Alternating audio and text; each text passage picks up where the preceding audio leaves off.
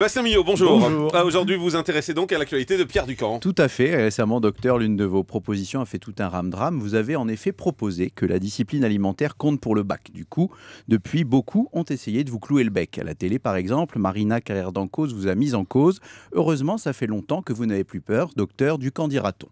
Un peu prise à la légère, votre idée aurait pourtant introduit un changement de poids, celui d'obliger les lycéens à garder la ligne. Entendons-nous, il n'est pas question pour les jeunes de se mettre à jeûner, simplement d'arrêter de grignoter s'ils veulent être mieux notés.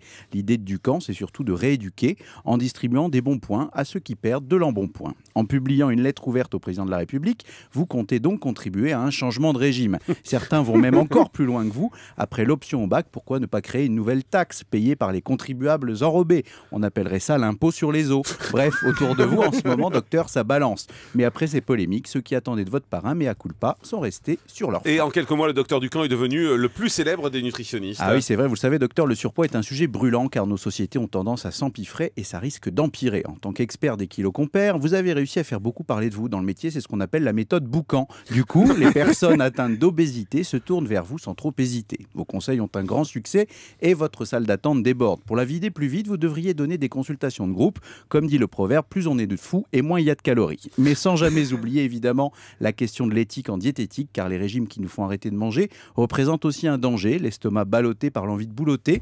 À force de vouloir calmer leur coup de fourchette, certains ne sont plus très bien dans leur assiette. Bref, docteur Ducan, l'air du temps est à maigrir et vous l'avez bien intégré. C'est ce qui fait la finesse de votre méthode. De plus en plus de gens vous suivent et pour tous ceux pour qui ce régime a fonctionné, ils ont désormais une diète envers vous. Merci beaucoup, Bastien Millot. Merci, bravo.